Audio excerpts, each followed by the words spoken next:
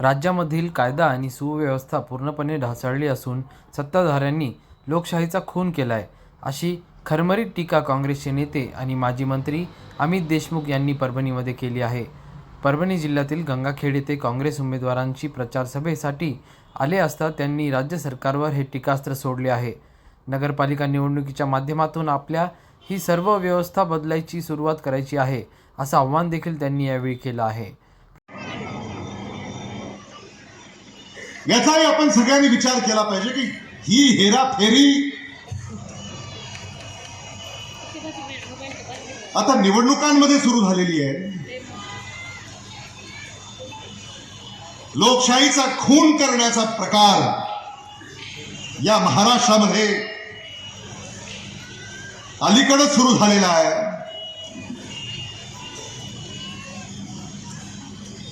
लोकशाहीचा तर खून होतच आहे, पण या मराठवाड्यामध्ये निष्पाप व्यक्तींचे सुद्धा खून झालेली उदाहरणं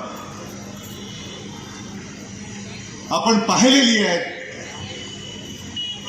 बीडचे सरपंच देशमुख आज वर्षश्राद्ध आहे. हे सगळं तुम्ही पाहिलं. लोकसभेमध्ये, विधानसभेमध्ये आम्ही आवाज उठवला. अजूनही दोषींवर कारवाई झालेली नाही. का होत नाही? सुरक्षित आहोत का आपण? कायदा आणि सुव्यवस्था ही एवढी जलद गतीनं का ढासळते?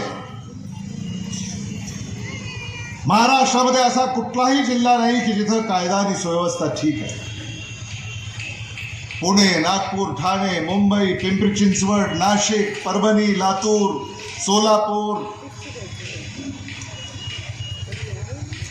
कुठलाही जिल्हा तुम्ही डोळ्यासमोर ठेवा आणि तिथं कायदा आणि सुव्यवस्थेची काय अवस्था आहे हे आपल्याला लक्षात येईल. आणि म्हणून या व्यवस्थेलाच आपल्याला बदलावं लागेल आणि ही व्यवस्था बदलण्याचं काम आपल्याला गंगाखेड नगरपालिकेच्या निवडणुकीपासून सुरुवात करावी लागेल. प्रतिनिधी राजकुमार मुंडे, DALP न्यूज, गंगाखेड.